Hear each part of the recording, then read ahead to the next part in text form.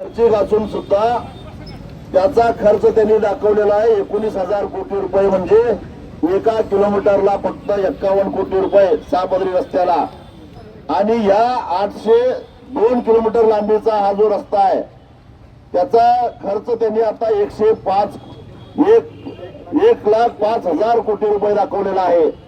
म्हणजे किती वाढ बघा। आणि 802 किलोमीटर लांबी म्हणजे साधारणपणे 124 कोटी रुपयाला 1 किलोमीटर 6 पदरी रस्ता। तो केंद्र सरकार करायला, ते राज्य सरकार करायला। ते सरकार म्हणतंय आम्ही 51 कोटी ते 1 किलोमीटर करणार, हे सरकार म्हणतंय 124 कोटी मध्ये 1 किलोमीटर करणार। म्हणजे बघा फरक किती। म्हणजे साधारणपणे अगदी केंद्र सरकारचेच मापदंड लावले तर जो रस्ता 40,000 कोटी रुपये मध्ये व्हायला पाहिजे होता तो आज 1,05,000 कोटी रुपये मध्ये, म्हणजे 65,000 कोटी रुपये जास्त खर्च करून व्हायला लागलेला आहे। मग हा पैसा कुठे जाणार आहे? हा पैसा 2029च्या निवडणुकीसाठी खर्च होणार आहे। आता मताला 5,000 दर काढलाय, त्यावेळी काय काढणार आहेत मला माहिती नाही। त्यासाठी ही सगळी व्यवस्था चालू आहे। तुम्ही खेड्यात नाला, तुम्हाला माहित आहे बडीम माहित आहे काय पाहिजे? बडीम रचली की बडमीच्या भोवती सगळा चांगला पडलेला असतो। आता हे जे काय चिल्लर पुल्लर काही आमदार सुद्धा पुढे आलेले आहेत समर्थन करायला। ते काय समर्थन करायला माहित आहे का?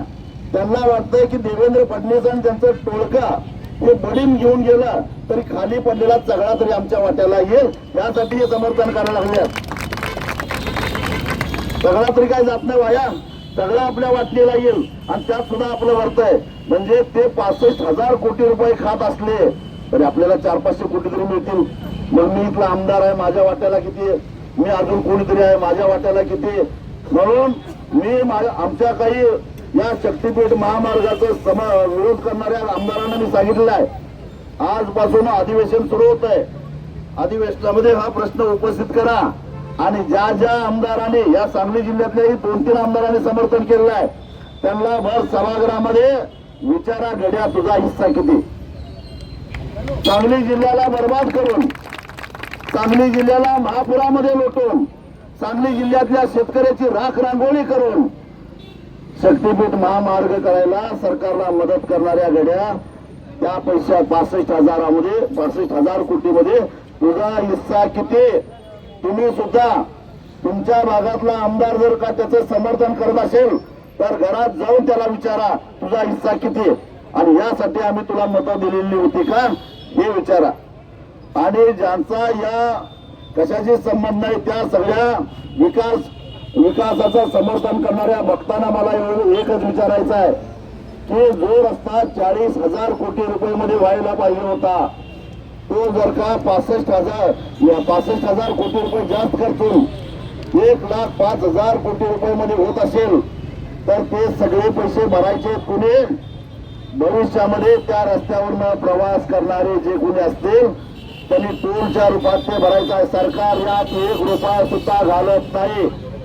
सरकार कर्ज काढणार आणि ते कर्ज फेडण्यासाठी टोल लावणार आणि त्या टोल मधनं म्हणजे त्याच्या रस्त्यावरनं प्रवास करणाऱ्या विशेषतः भक्तांना मला सांगायचं आहे, तुम्ही ज्यांचं समर्थन करताय ते आमदार, खासदार, मंत्री, सरकारी अधिकारी, न्यायाधीश या सगळ्यांना टोल माफ आहे। पण साल्यावर तुम्हाला मात्र टोल भरावा लागणार आहे। तुम्ही भक्त असाल किंवा आणखीन काही असा, तुम्हाला मात्र टोल भरावा लागणार आहे। म्हणजे लूट करायची त्याने, पैसे भरायचे तुम्ही, अशी स्थिती आहे।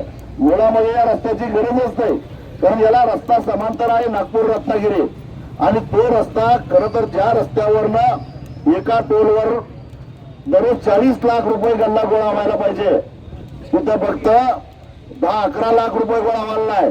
म्हणजे तोच रस्ता आधी आहे तो क्षमतेनं चालत नाही। पण नवा रस्ता कशासाठी? तर यांना 65,000 कोटी रुपये यातनं सगळ्यांना वाटून घ्यायचे आहेत आणि म्हणून त्यातली काही चिरीमिरी आम्हालाही मिळेल म्हणून हे आमदार मोठ्या आशेनं त्याचं समर्थन करायला लागलेले आहेत। आणि म्हणून या सगळ्या गोष्टीचा विचार केला पाहिजे। प्रशासनातल्या सगळ्या पोलीस अधिकारी असतील, महसूल खात्यातले अधिकारी असतील, त्यांना मी एवढंच सांगतोय मी खर तर सरकारी दरोडेखोरी सरकारमान्य दरोडेखोरी चालू आहे आणि ती दरोडे रोखण्याचं काम आम्ही करतोय आणि चोरांच्या पासून आपल्या मालमत्तेचं रक्षण करण्याचा अधिकार डॉक्टर बाबासाहेब आंबेडकरांनी संविधानाच्या माध्यमातून या देशातल्या प्रत्येक नागरिकाला दिलेला आहे आणि त्यामुळे आम्ही आमच्या मालमत्तेचं रक्षण करतोय. आम्ही सर्वसामान्य जनतेला त्रास होऊ नये म्हणून आम्ही रस्त्यावर उतरलेला आहे. जर बेकायदेशीररित्या खाकी वर्दीतले गुंड जर कारण संयुक्त मोजणी याचा अर्थ आमच्या संमतीशिवाय मोजणी नाही, आमची संमतीच नाही तर तुम्ही दादागिरी करून आमच्या शेतात येताच का? आणि त्यामुळं तुम्ही जर का जबरदस्ती करायला लागला तर जशाच तसं उत्तर देऊन तुम्हाला खेचण्याशिवाय सोडणार नाही एवढंच सांगतो आणि इथंच थांबतो. धन्यवाद.